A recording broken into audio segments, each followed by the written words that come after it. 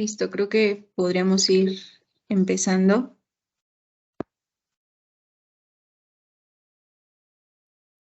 ¿Comparto yo la pantalla? O... Prefiero compartirla yo porque hice unos cambios. Ok. Bueno, pues nada más como a modo de introducción. Bueno, el día de ayer iniciamos pues esta semana de conferencias. El día de ayer estuvieron, de hecho, algunos compañeros, tanto como invitados como ponentes, como la doctora Hazel, que conocemos al doctor Aquiles justamente como maestro de nosotros de ergonomía laboral. Digo, ahorita vamos a ver un poco en la plática o en la charla, pero creo que en Latinoamérica justamente estamos iniciando como este nuevo conocimiento y pues a los que, como Aquiles nos dice siempre, a los apasionados por la ergonomía, la verdad es que es uno de los temas que, si bien en los nuevos trabajos está aumentando tal vez los trastornos musculoesqueléticos, también consideramos o considero personalmente que nos hace falta mucho conocimiento tanto al médico como a la propia empresa sobre estos temas. Entonces, pues tenemos aquí a un, no diría experto, sino apasionado completamente por este tema.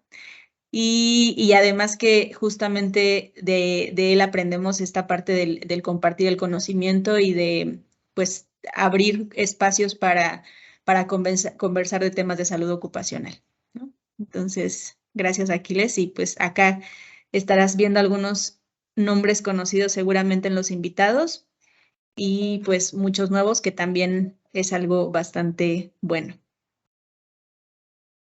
Muchas gracias, Aide, por la invitación a participar esta semana y de paso felicitarte porque yo sé que no es fácil organizar esto y no has querido hacer una actividad, que es lo que normalmente se hace, un día puntual, sino que has sido mucho más osada y has planteado toda una semana de actividades con interesantes temas. Así que lo primero que toca es felicitarte porque lo has materializado y porque hay un esfuerzo detrás que no es menor. Así que doble felicitación.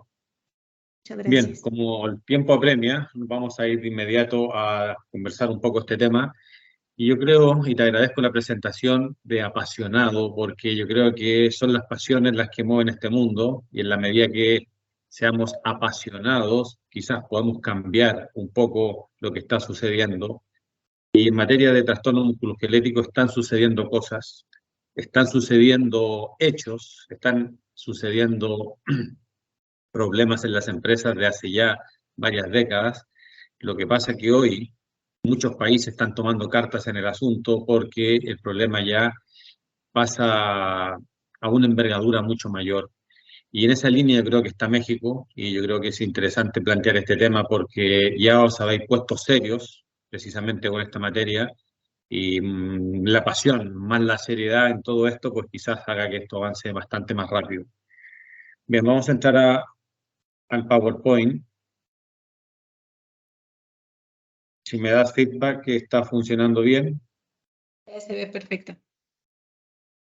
yo lo perdí, ahora sí lo veo. Eh, ¿Estamos preparados para prevenirlos? Es una frase que no es fácil. No es fácil porque yo podría decir que en España llevamos más de 25 años contestando esta pregunta. La Agencia Europea para la Seguridad y Salud en el Trabajo la ha intentado contestar varias veces. Hubo una campaña europea el año 2004 que se llamaba Aligera la carga, perdón, 2002. Y en esa campaña nace un personaje que muchos de vosotros conocéis, que es Napo. Esa campaña pues, fue repetida el año 2007 porque la problemática musculoesquelética seguía sobre la mesa y esa misma campaña se propuso para el periodo 2020-2022. Lo que pasa es que todos sabemos lo que sucedió con la pandemia, que en cierta medida opacó la campaña europea, la tercera campaña europea para la prevención de los trastornos musculoesqueléticos. ¿Qué quiero decir en el fondo? Que se está trabajando desde hace décadas con el objetivo de prevenirlos. Y por eso que esta frase, esta pregunta que nos hacemos, ¿estamos preparados en México para prevenirlos? Pues no es fácil. No es fácil, pero sin embargo se ha recorrido un camino que está dando muy buenos frutos. Y ese es el camino que vamos a comentar ahora. En Europa la problemática musculoesquelética, ya lo decía, es un gran tema. Se habla de que es un riesgo emergente, no es un riesgo emergente, lo que pasa es que los problemas que está ocasionando hoy se consideran emergentes.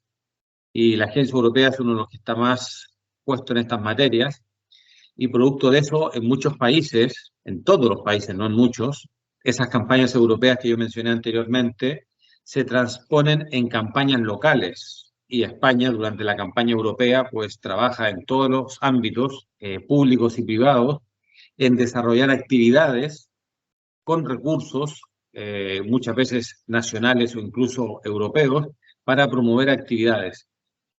Y eso es por algo, porque llevamos mucho tiempo con una tasa de incidencia y prevalencia en términos de patologías musculoesqueléticas de origen laboral en aumento. Aumento que quizás se ha ralentizado, pero sigue en aumento. ¿Y qué tenemos? En Latinoamérica, pocos datos. Pocos datos porque, primero, yo creo que hay una infradeclaración de este tipo de patologías. Esa infradeclaración viene asociada a numerosos hechos. Una falta de legislación adecuada, evidentemente, es el primero, quizás más importante. No solo una legislación que obligue a las empresas a trabajar en estas materias, sino que en el propio listado de enfermedades profesionales ya vemos deficiencias. Por otro lado, la autoridad laboral es poco consciente de este tema, las empresas también son poco conscientes, pero lo más crítico quizás es los profesionales no disponen, o vamos a decirlo en pasado, no disponían de las herramientas para poder hacer una correcta gestión de la problemática de los trastornos musculoesqueléticos. Y esas herramientas ya existen, ya están probadas, se están implantando en numerosas empresas y están dando excelentes frutos.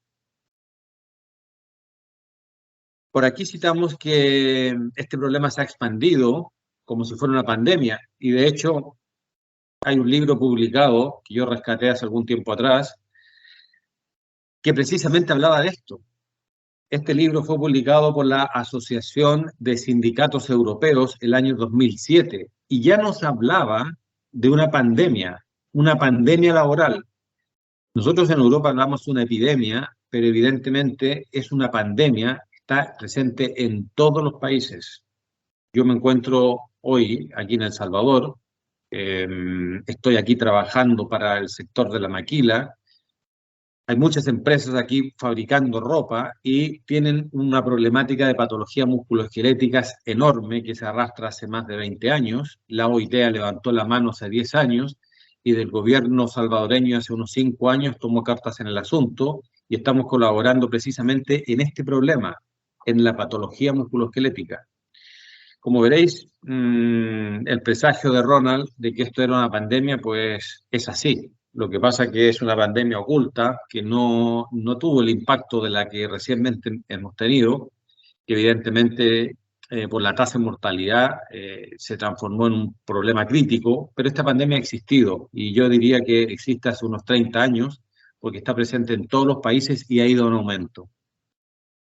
Y México, pues México no está ajeno a este problema. En esta serie temporal que obtuve yo unos datos de México, vemos la evolución de los trastornos musculoesqueléticos entre el 2014 y 2018 y como podéis ver, las dorsopatías están aumentando, las entresopatías también, y todo lo que está asociado a trabajo repetitivo, hay un importante incremento en México. Y por esto, pues el gobierno mexicano en el año 2009 tomó cartas en el asunto y planteó la primera disposición específica en materia de ergonomía laboral enfocada a la prevención de los trastornos musculoesqueléticos. La NOM 036 yo creo que no digamos en pasado, es un gran catalizador para que se generen estos cambios. Tal como sucedió a nosotros en Europa, esta disposición mexicana aparece en Europa el año 89, y aparece en España porque toda legislación europea pasa a, como otra legislación en los países miembros de la Unión, pasa a ser legislación en España el año 97. 97. A partir de esa legislación española y por tanto la europea, toda esta problemática se empieza a desarrollar en toda Latinoamérica.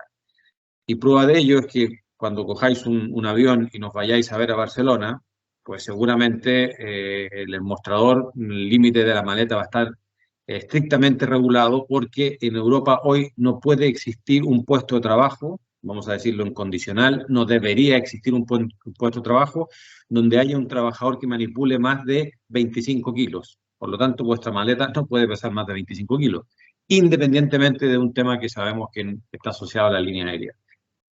Por lo tanto, México vamos a decir que parte tarde, muy tarde en esta materia, pero a día de hoy existe y es un gran catalizador. ¿Y por qué digo que es un gran catalizador? Porque en España, el año 97, cuando aparece esta legislación, fue un catalizador, pero un catalizador que evolucionó lentamente. Y en el correr de los 5, 10 y 15 años recién empezamos a ver un efecto real en las empresas, pero porque había un desconocimiento técnico de los profesionales que trabajamos en esa materia. Hoy existe ese conocimiento, hoy existen avances científico-técnicos en esta materia, que vamos a comentarlos muy rápidamente, y que nos permiten trabajar. Por eso que tiene que ser un gran catalizador, porque no hay excusas. Disponemos de las herramientas técnicas para poder hacer una correcta gestión de esta problemática. Esta disposición pues sale porque en México ya estaba viendo que este problema iba increciendo. No era un problema o una normativa que sale por un iluso que quiere tener cierto protagonismo. Todo lo contrario, yo creo que hay todo un análisis que lleva a que en México existen problemas de trastornos musculoesqueléticos con unos costes importantes para la sociedad mexicana, para las empresas mexicanas y sobre todo para los trabajadores y familias. Y aquí tenemos vuestra disposición legal, que seguramente la conocéis al detalle. Solo mencionar algunos aspectos importantes porque yo creo que el gobierno mexicano está desarrollando una estupenda labor en esta materia, se está alineando bastante bien con los avances científico-técnicos. Y vamos a ver en esta normativa que aquí se habla de identificación, se habla de una estimación de riesgos, se habla de una evaluación específica y también se habla de unos métodos específicos para poder evaluar esas condiciones particulares. En el fondo, aquí tenemos un enfoque dado en una dado en una normativa ISO, en una normativa técnica de carácter internacional.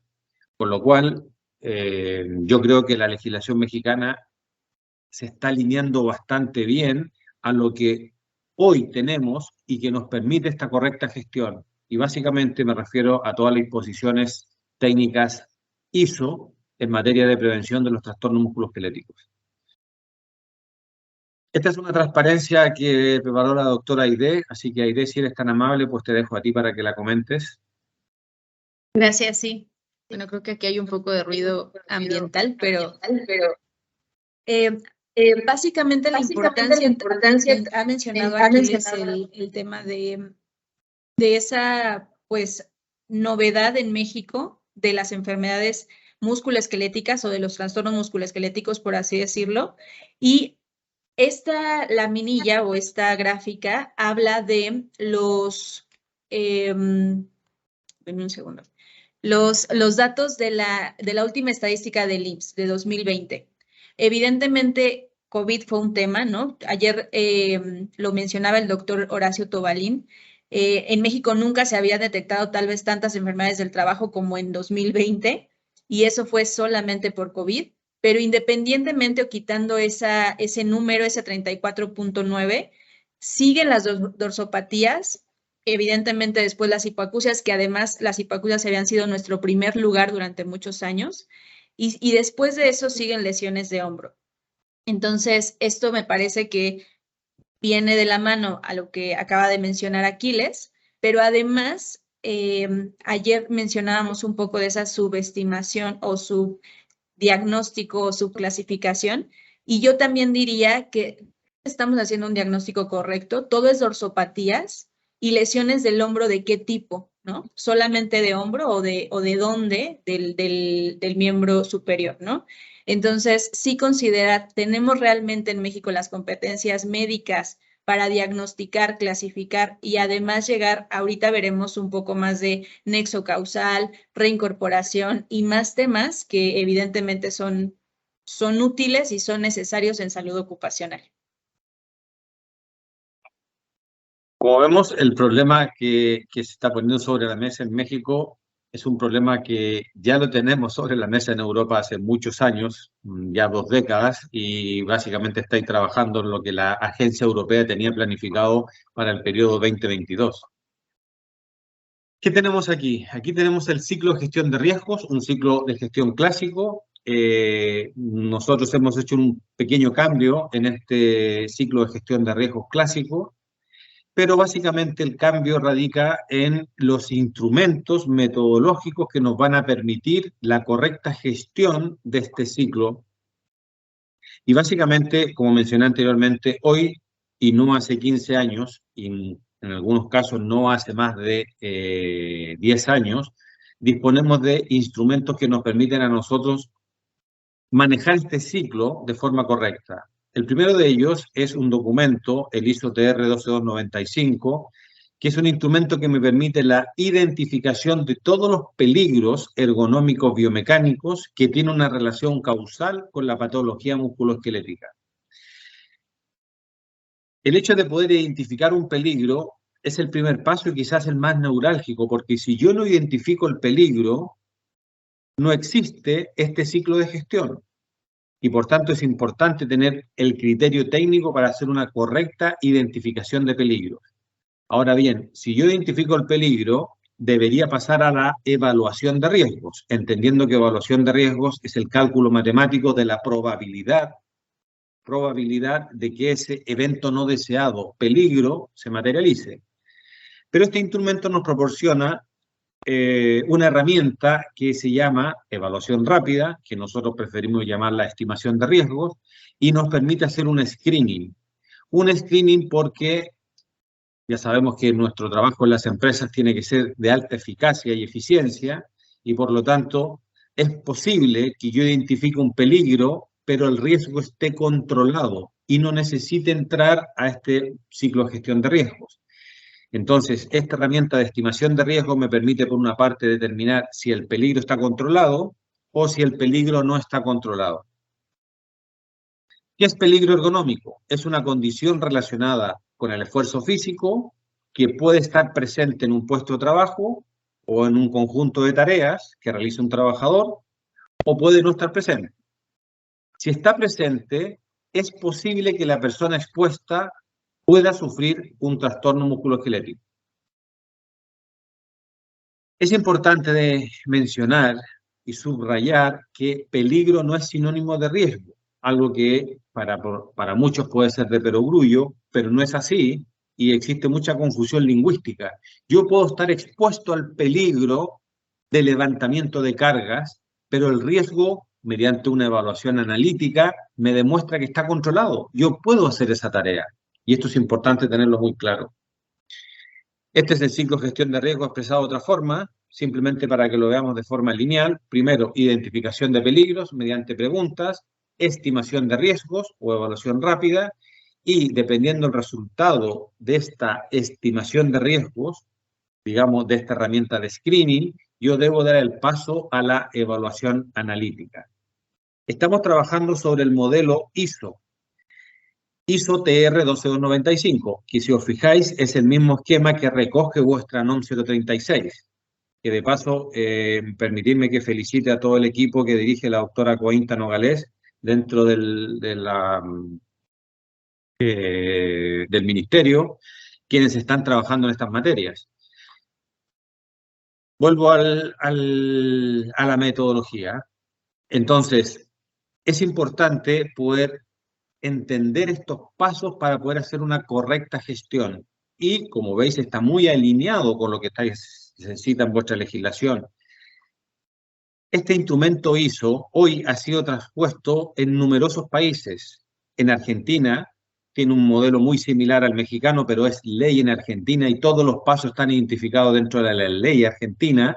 En otros países este instrumento ISO ha sido traspuesto como guía técnica colombiana, se llama Guía Técnica Colombiana 290, y es este mismo documento.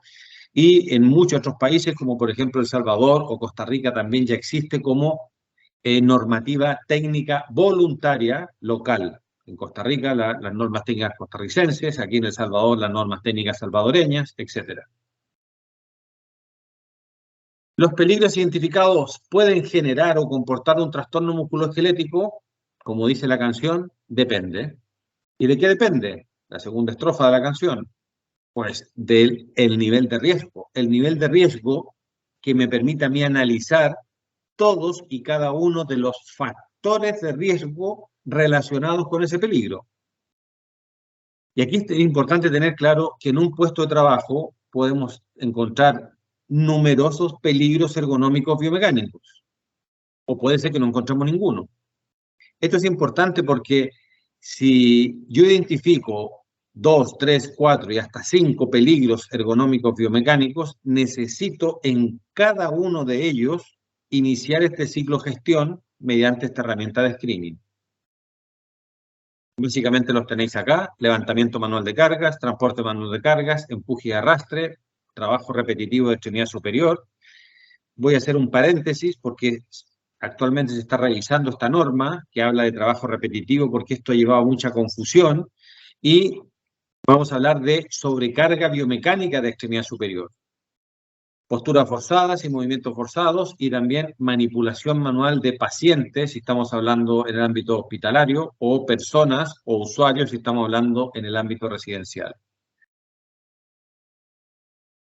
Aquí tenéis una guía que hemos desarrollado nosotros junto con un sindicato español, que básicamente es el apartado de identificación de peligros y de evaluación rápida. Son dos guías diferentes, que en el fondo es el documento didáctico del ISO-TR oficial.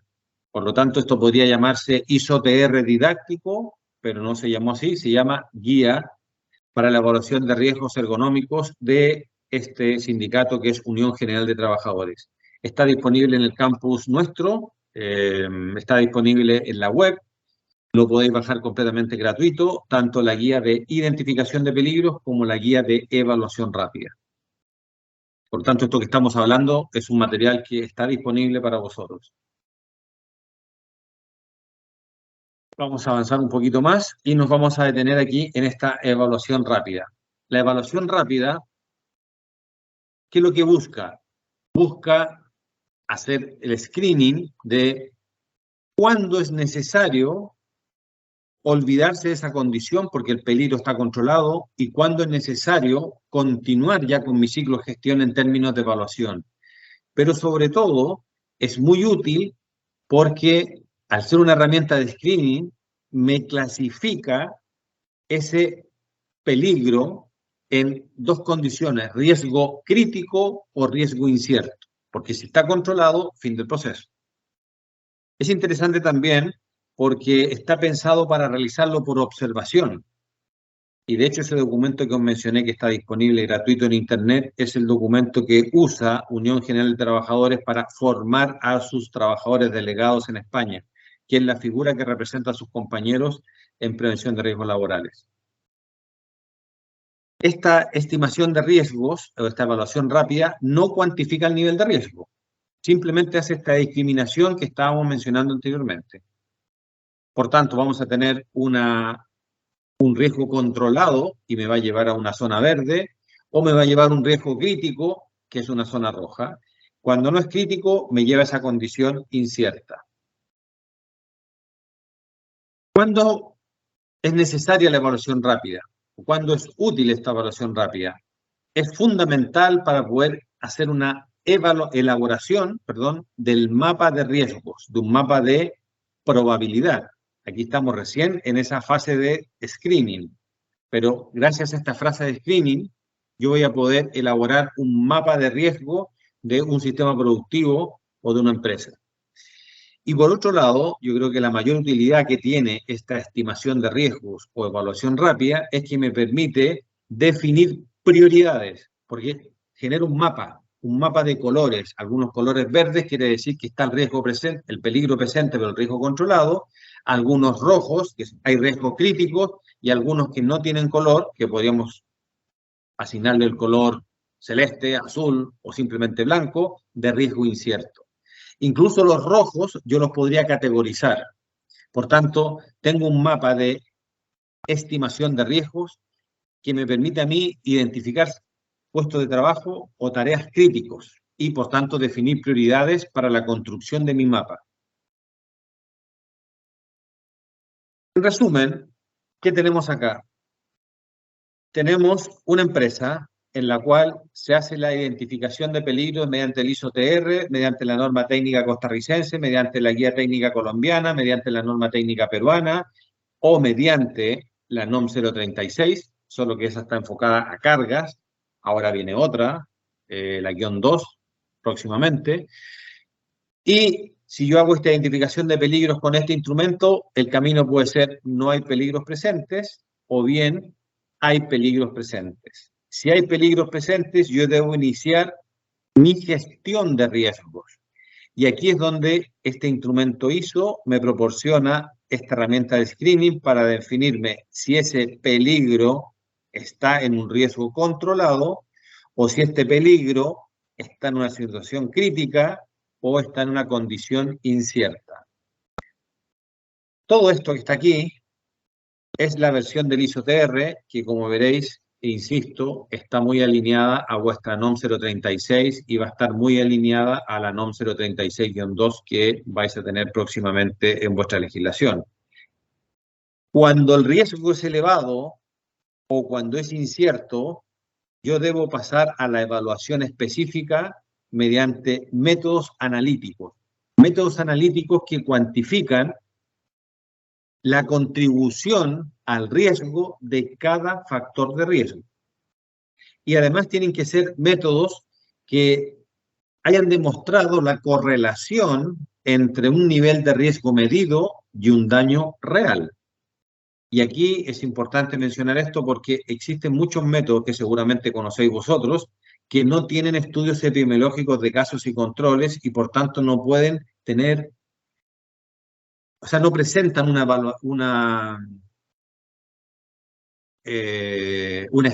evaluación de riesgos con criterio epidemiológico. Por lo tanto, la relación entre el nivel de riesgo y el nivel de daño no existe. Sin embargo, existe un conjunto de normas técnicas, que aquí las tenéis, que en su interior se ha recogido el método que el Comité Técnico Internacional, miembro de ISO, 162 países para ser exactos, han definido como el método más idóneo. Por poner un caso, en la ISO 11228-1 aparece el método NIOSH como el método más idóneo. Incluso hay una modificación de noviembre de este año y vamos a encontrar un método NIOSH para tareas simples, compuestas, variables y secuenciales. Y precisamente, si os fijáis, es lo que ha mencionado vuestra NOM 036. La NOM ya está hablando de este instrumento para la evaluación específica, porque tiene el método idóneo. No cualquier método me va a hacer el cálculo de la probabilidad. ¿Por qué? Porque no hay esa correlación y esa validez epidemiológica.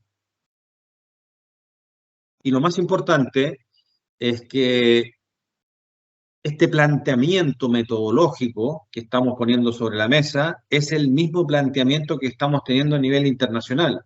Aquí tenéis numerosos logos de centros normalizadores de los países. Colombia el primero que tenéis a mano izquierda y el último que tenéis a mano derecha sois vosotros mismos en México, porque está completamente alineado. De hecho, aquí en El Salvador también, y es el logo que está al lado vuestro, donde estamos trabajando con estas normativas. Sin embargo, nosotros hablamos de un modelo de gestión de riesgos con una visión de 360 grados. Por una parte tenemos en este ciclo lo que hemos visto, las herramientas de identificación, estimación y cuando es necesario me voy a la evaluación de riesgos, voy a retroceder un poco, porque necesito conocer el estado de salud de este puesto de trabajo. Este es un concepto un poco filosófico, filosófico-conceptual que nosotros utilizamos dada nuestra formación en Italia, específicamente en el grupo EPM, en la Clínica El Laboro. La Clínica El Laboro se funda en 1904 por el profesor, se me olvidó el nombre, y él tiene Luis Devoto, por el profesor Devoto, y él la funda como Clínica del Trabajo. Y le preguntan, ¿por qué no se llama Clínica del Trabajador? Es una institución pública. Y el profesor Devoto dice, porque quien está enfermo es el trabajo, no el trabajador. El trabajador llega sano al puesto y es en el puesto de trabajo donde se enferma. Por lo tanto, nuestra labor en la Clínica del Laboro, del trabajo, es ir a sanar el trabajo.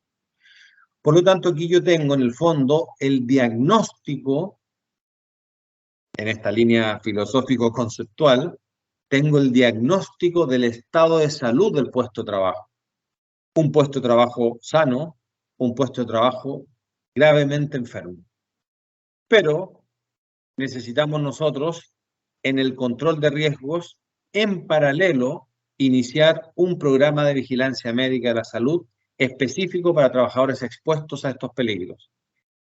Por lo tanto, vamos a comenzar ahora y le voy a dar la palabra a la doctora Aide que nos acompaña para que ella nos comente y trabaje este programa de vigilancia médica que va en paralelo a la gestión de riesgos del puesto de trabajo. No sé, Aide, si quieres continuar con este PowerPoint o lo cambiamos y continúas con el tuyo. Sí, si quieres, lo comparto. Dame. Sí, mejor, que tú tienes otros cambios. Sí. Yo me quedo aquí esperando para que tú termines por si hay algunos comentarios. Entiendo que ya deben de estar viendo mi pantalla. Sí. Sí, listo. Perfecto.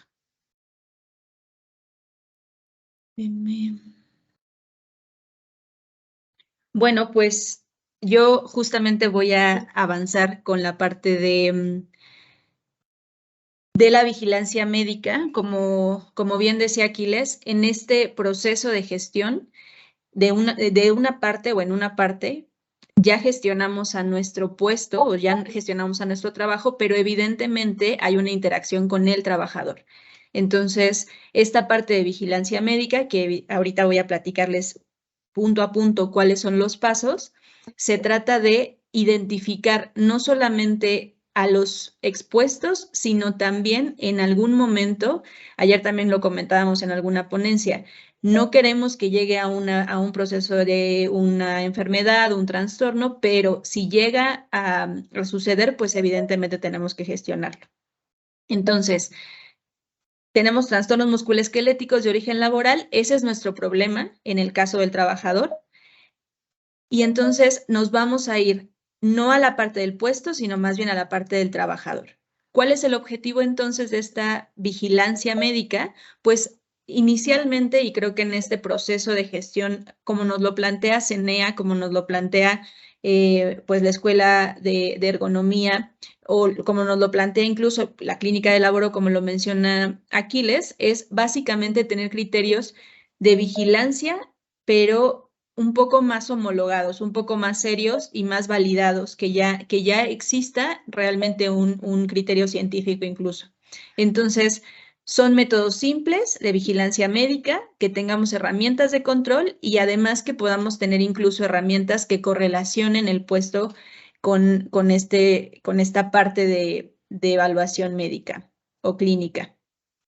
Aquí solamente regreso un poco a la parte de la norma 36. En el caso de México, sé que tenemos algunos participantes o invitados de otros países, pero tomando en cuenta nuestra norma mexicana, esto es la parte de vigilancia médica que nosotros tenemos. Es decir, tenemos actualmente la aplicación de exámenes médicos como en nuestro rubro de vigilancia médica tenemos una parte que habla de exámenes médicos iniciales, es decir, como un primer paso o una primera identificación para los trabajadores. Tenemos también exámenes médicos periódicos o anuales de acuerdo a la evidencia de lesiones o la evidencia también de los riesgos identificados en el puesto, ¿no? Esta correlación que siempre hablamos de yo no podría hacer una vigilancia general si no conozco realmente más bien el puesto al que está expuesto o a los peligros que está expuesto o a los riesgos que está expuesto el trabajador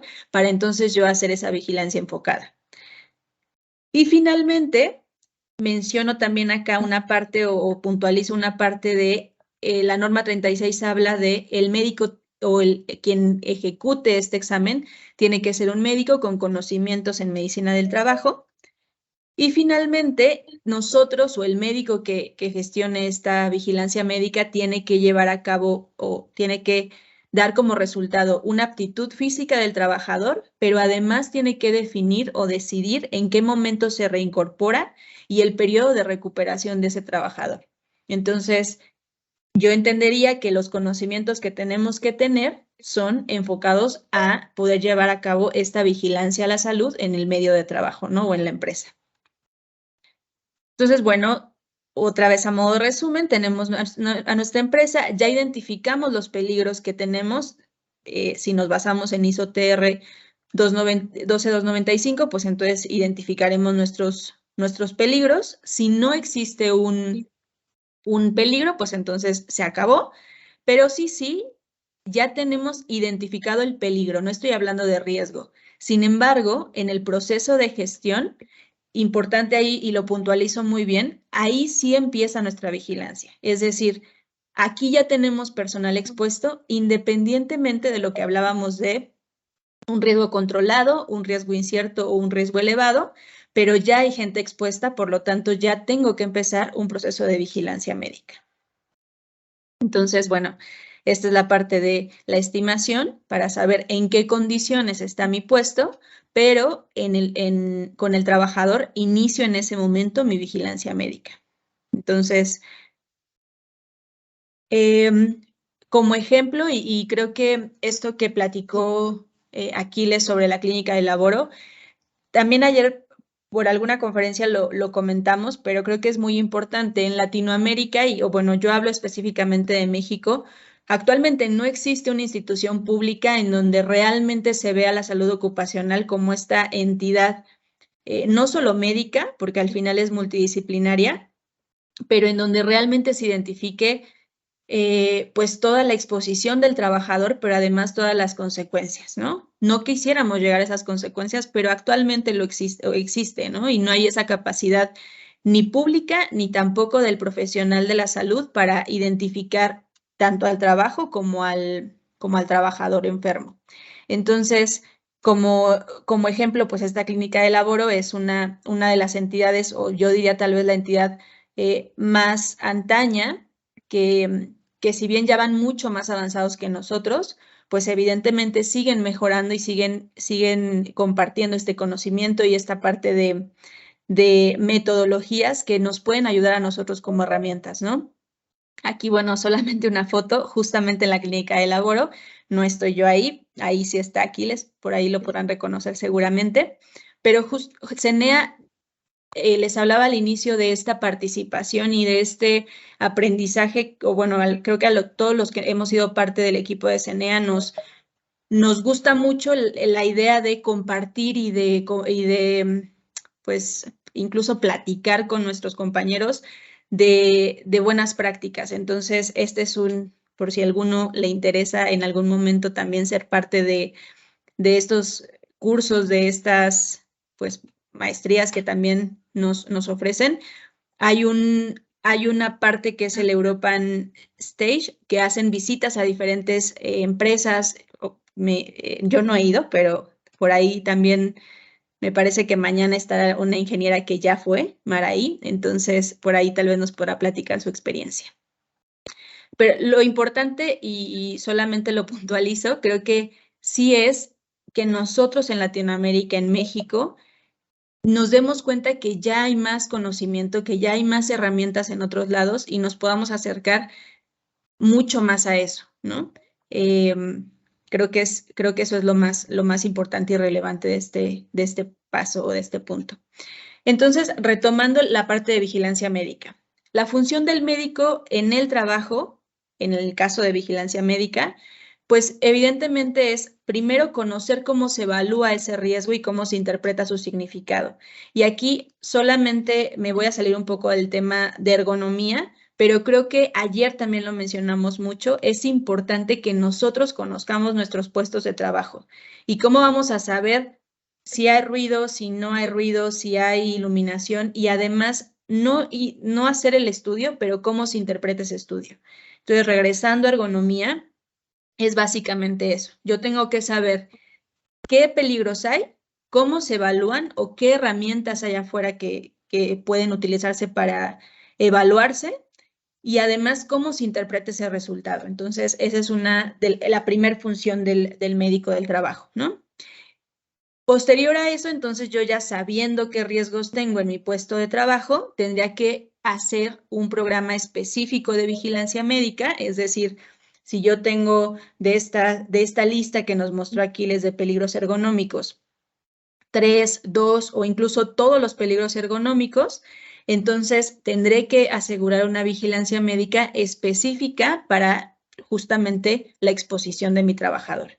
Y como tercer paso, es buscar los trabajadores con enfermedades musculoesqueléticas profesionales ya establecidas. ¿Por qué? Porque también lo decíamos, no es lo ideal, siempre quisiéramos o la utopía es tener una empresa en donde estén absolutamente todos nuestros trabajadores sanos, pero actualmente ya hay trabajadores o puede llegar a haber trabajadores que tengan una patología, un trastorno, una molestia y entonces a esas personas las tengo que identificar de manera específica para también hacer un programa de vigilancia más enfocado con ellos. Entonces, mis 3 resultados serían tener o considerar estudios epidemiológicos efectivos, es decir, esta parte como de screening, de tamizaje, considerar también que somos una entidad de primer contacto, por lo tanto tenemos que garantizar que sean muy efectivos estos estudios o estas metodologías de evaluación. Como segundo punto, garantizar evidentemente la aptitud, pero lo mencionaba incluso en la norma de México, ¿no? También nosotros garantizar el reintegro o la reintegración de mi trabajador de manera correcta y además un periodo de recuperación en caso de que se requiera para no evitar más bien una patología musculoesquelética, no tanto porque se dañó nuevamente o porque hay un nuevo peligro, sino posiblemente porque el reintegro o la recuperación no fueron las adecuadas. Y finalmente, pues la parte que acá sí, tal vez directivos, recursos humanos, seguridad, están un poco más ligadas con este último punto, que es el nexo causal y evidentemente el reporte. ¿Y por qué lo menciono?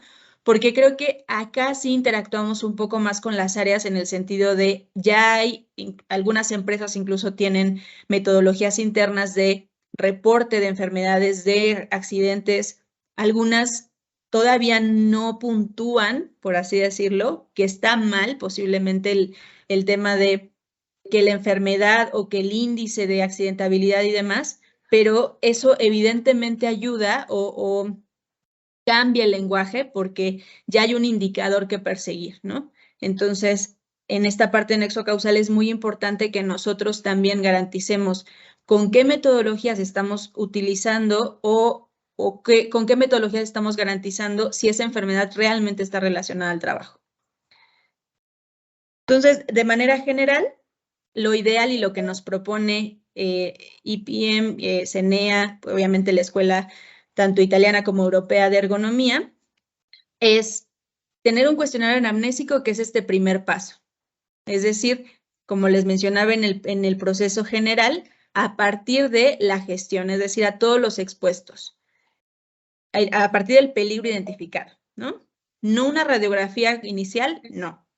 Solamente un cuestionario anamnésico y cuando el sujeto esté positivo a este umbral, que es a este cuestionario anamnésico, entonces se hace un examen clínico, que es el segundo paso.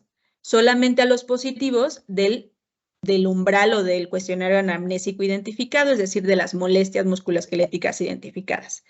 Como tercer paso, entonces sí, hacer una comprobación instrumental solo a los pacientes con sospecha diagnóstica, para así establecer un diagnóstico y finalmente llegar tal vez a un nexo causal o evidentemente pues a la restricción, recuperación o gestión necesaria para ese trabajador.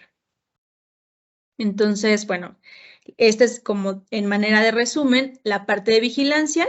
Ya vimos también la parte de gestión del puesto del trabajo y considerando la parte de vigilancia, entonces, iniciamos con nuestro cuestionario anamnésico y podemos ahí empezar los pasos de gestión. Si mi cuestionario anamnésico fuera negativo, entonces ese trabajador posiblemente puedo mantenerlo solamente en una vigilancia periódica, dependiendo del tiempo que ahorita lo revisaremos. Pero en caso de que mi cuestionario anamnésico sea positivo, pues entonces tendré que hacer una evaluación clínica. Si mi evaluación clínica es negativa, entonces otra vez inicio o garantizo que esas personas pues continúen mi ciclo de vigilancia. En cambio, si mi evaluación clínica es positiva, entonces tendría que derivar a un médico especialista para que, uno, para descartar esa lesión o ese trastorno musculoesquelético, o bien dar, en caso de que sean positivas esas pues ya pruebas instrumentadas, entonces ya tendría un trabajador patológico, tendría que dar un tratamiento o asegurar un tratamiento y evidentemente una reubicación, un reintegro en caso de que fuera posible y una pues reincorporación al puesto dependiendo de esos riesgos también identificados. ¿Cada cuánto o qué periodicidad tendría que tener? Siempre, y es importante, uno, tendríamos que ir a nuestra legislación local, es decir, a todas esas normas peruanas, ecuatorianas, salvadoreñas, costarricenses, mexicanas evidentemente, y también a en qué nivel de este proceso de gestión posiblemente me encuentre, ¿no? Yo puedo definir, en el caso de México, casi todas las normas mencionan que el médico puede decidir o definir esa periodicidad, entonces yo podría decir cada 6 meses, cada año, cada 2 años, también dependiendo de la patología de mi trabajador o incluso de este otro bracito de mi puesto de trabajo. Ya no tenemos mucho tiempo, pero bueno, vamos a ver solamente la funcionalidad de este flujo de vigilancia médica. Voy a mostrarles un video. Esta es una trabajadora, se llama María, tiene 45 años y, bueno, no fue tema evidentemente, de esta conferencia, no nos daría mucho tiempo, pero de manera general les puedo decir que en el caso de movimientos repetitivos, esa pregunta clave inicial, que es la identificación del peligro, es si el puesto tiene o realiza actividades durante su jornada laboral con el brazo, muñeca, dedos, codo. Entonces, aquí está identificado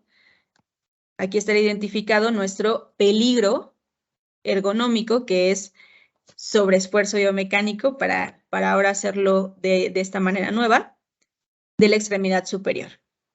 Tiene 2 meses en el puesto, entonces sí hay movimientos repetitivos.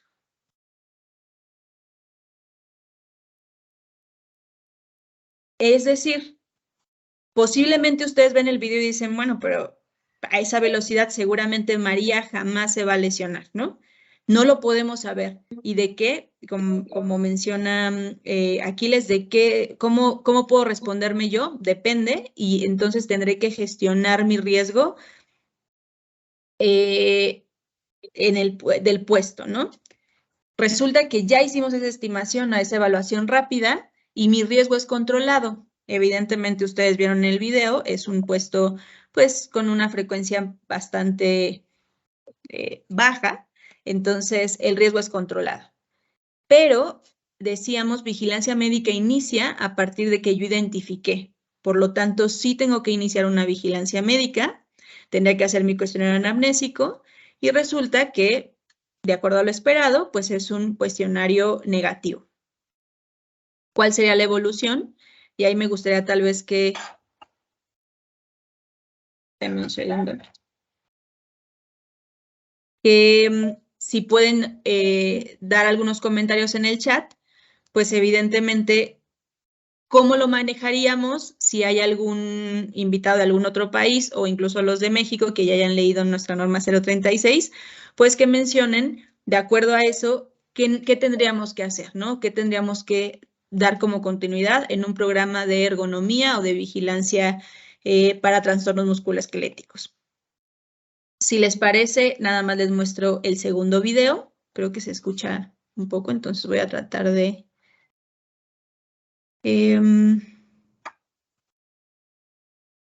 quitar el sonido. Solamente les voy a mostrar el video para que posiblemente se quede como tarea o como pues reflexión. ¿Qué tendríamos que hacer en este caso?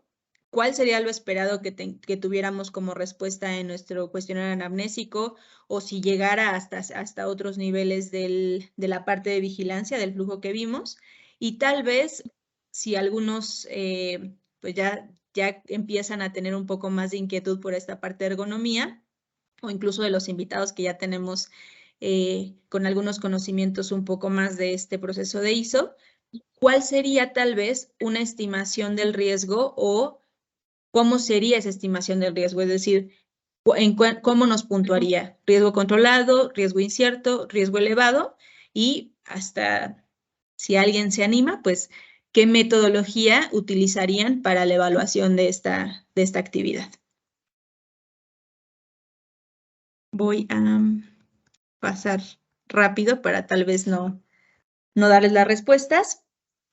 Finalmente, el tema de norma 36, y bueno, regreso a esta parte incluso de México les mencionaba, la importancia se dice que tiene que haber que quien hace el examen médico o la evaluación clínica tiene que ser un médico del trabajo con conocimientos y que además es nuestra responsabilidad la recuperación y la reintegración de este trabajador. Entonces, de ahí la importancia de realmente, y como decía Aquiles al inicio, ¿no? Ponernos serios en este tema, porque al final estamos hablando de la salud de los trabajadores. Entonces, ¿dónde adquirimos esos conocimientos? Bueno, pues ya tenemos acá un ejemplo. Yo, pues obviamente tomé la maestría en ergonomía laboral justamente en CENEA, junto con la Universidad de Girona. Algunos de los invitados que están en las conferencias como ponentes y también como invitados justamente son egresados de la maestría. No hay realmente un método que a mí se me ocurrió y entonces yo lo inventé y ya nada más, sino realmente son el equipo de docentes de CENEA, de EPM, obviamente son incluso los creadores de estos métodos. Por ahí también la doctora Heisel ayer mencionaba a la doctora Colombini, al doctor Enrico. Ellos son los creadores del método OCRA y bueno, algunos otros también pues profesores de Italia. Y además ya hay también algunos ponentes o profesores, equipo docente en Latinoamérica. Entonces, ¿hay hacia dónde acercarnos? Claro que lo hay.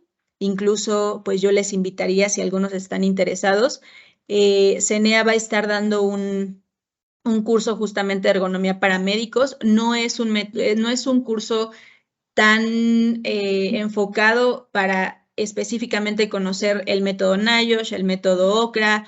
No es algo de eso, sino más bien para saber interpretar y justamente el flujo de vigilancia, pues un poco más de conocimiento a detalle. Entonces, eso va a ser más o menos por junio, para que si están interesados, pues también nos comenten.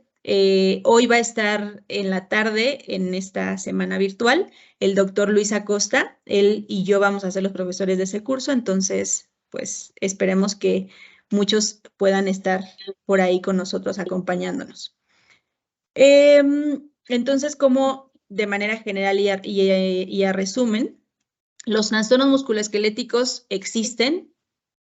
Como decía Aquiles, no es que sean emergentes, sino más bien ya estaban, ¿no? Ya existían.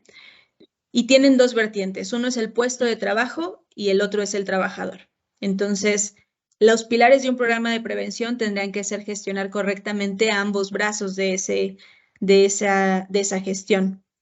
Uno, el puesto de trabajo con la evaluación del riesgo, con un método adecuado. Este es, por ejemplo, el método o una evaluación del método OCRA, con el método OCRA. Y dos, el trabajador con un programa de vigilancia para trabajadores expuestos, pero evidentemente bien enfocado, bien priorizado, bien eficiente, para que entonces hagamos realmente un buen programa de prevención.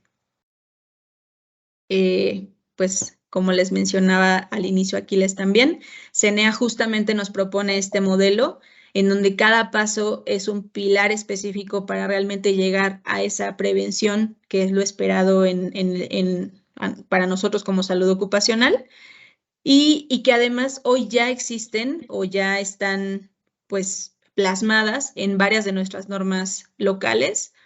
Y si no lo hemos visto, pues entonces podemos acercarnos también a los equipos que sí lo están creando o que ya lo están incluso ejecutando, ¿no? No sé, Aquiles, si quieras mencionar algo. Dejo de compartir mi pantalla para que... Yo mencionaría nuestro éxito que hemos logrado coordinarnos perfectamente en tiempo, como tú querías, y aparte de eso, estoy a disposición por si no sé cómo lo tienes planificado, si hay preguntas o simplemente nos dejamos hasta aquí. Sí, creo que podemos... Sí, tenemos algunas en el chat. A ver, tenemos 5 minutos. Les leo 2 y una para cada quien.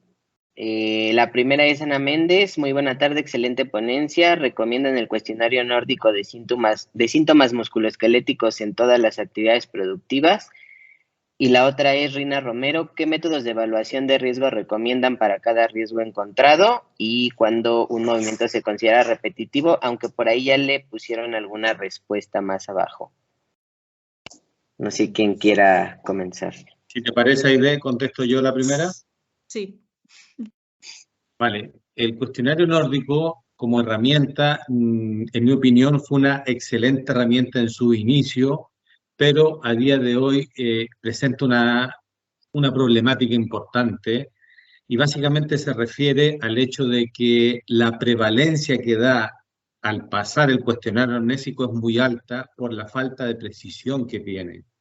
Entonces, a día de hoy yo no recomendaría usar ese cuestionario, por lo que acabo de comentar, y sobre todo porque disponemos de otra forma de analizar lo que es este otro cuestionario, se llama cuestionario latino, va a ser publicado ahora, bueno, fue publicado hace 20 años ya, lo que pasa es que ahora se validó a nivel latinoamericano, hicimos un estudio en toda Latinoamérica, cerca de 400 trabajadores puestos y alrededor de 50 profesionales participaron en la validación intra e interobservadores. Este cuestionario anamnésico que estamos comentando, que ya fue presentado hace 20 años en unas revistas indexadas, ahora se presenta como cuestionario latino, no tiene la problemática del cuestionario nórdico y a quien le interese va a ser publicado próximamente todo esto que acabo de comentar en una revista de Medicina del Trabajo para que lo tengáis disponible. La segunda pregunta te la dejo a ti, Aide. La segunda pregunta, bueno, era sobre los métodos de evaluación específica. Sí. No quisiera alargarme mucho y tampoco quiero dar la respuesta nada más la respuesta, pero sí creo que la importancia es para realmente tener, como decía Aquiles, validados o realmente entender por qué se utiliza cada método. Por ahí yo les invitaría justamente en la página de internet de CENEA, hay un blog en donde nos habla justo de Ergo Google y algunos términos ahí que son bastante interesantes. Para manejo manual de cargas, pues obviamente la recomendación es el método o la ecuación de NIOSH, que es justamente el recomendado en ISO 11228-1. También ISO 11228-2, ahí hay un método específico para empuje y tracción, que es además lo que está referenciado al menos en México como las evaluaciones específicas que se deben de realizar, no obligatorias, pero es una referencia. Y en el caso de movimientos repetitivos, pues evidentemente el método OCRA. Y otra vez, no es porque pues la doctora Daniela sea la profesora de EPM e incluso directora, me parece que es en este momento, sino porque en realidad ese método evalúa cada una de las dosis, por así decirlo, que tiene o puntúa cada una de las dosis que tiene no solamente las articulaciones, sino además frecuencia, recuperación, pues evidentemente pues esos peligritos que nos dice Aquiles muchas veces en las clases, que pueden representar un daño a la persona que está sobreesforzando ese brazo, ¿no? O esa extremidad superior. Entonces, OCRA, que además es el método recomendado por el comité también de ISO en la norma ISO 11228-3. No sé si quieras comentar algo adicional, Aquiles. No, ya que citaste que hay un blog disponible, yo también los invito. Hay un artículo dentro del blog que habla de esto que hemos hablado hoy, de gestión de riesgos, y profundiza un poco en los métodos que ha comentado la doctora Aide, y también el argumento científico técnico de estos métodos, porque hay estudios de validación epidemiológica, que es lo que mencionábamos antes. Así que ahí podéis encontrar información, y si no, pues os la hacemos llegar de alguna forma. Sí. Bueno, para ya no retrasar más la ponencia siguiente, solamente veo muchas preguntas. Si quieren y les parece, podemos después hacer una nueva sesión de respuestas para estas preguntas. Y pues nada, muchísimas gracias por tu tiempo, Aquiles. Muchas gracias a ti, Aide, por la invitación y éxito durante toda la semana. Y ánimo, Gracias. que queda semana por delante. Gracias, gracias.